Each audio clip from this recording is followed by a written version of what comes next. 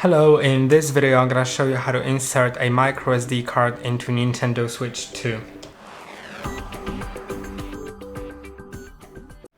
And the microSD card has to be marketed with Express. So the microSD has to say Express here. You can see I don't have one.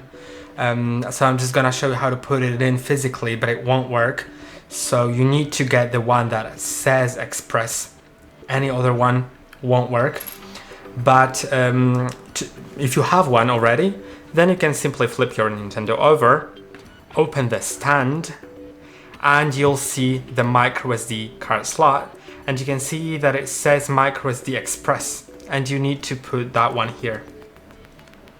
Just push it in until it clicks, and now it should work if it's the Express one. But in my case, it says it requires it to be microSD Express. And that's basically it. But I think that you might work with it for some yeah, so no, it's I don't think you can use it at all, not even for screenshots or something. So yeah, I hope the video was helpful. Don't forget to like and subscribe, and see you in the next one.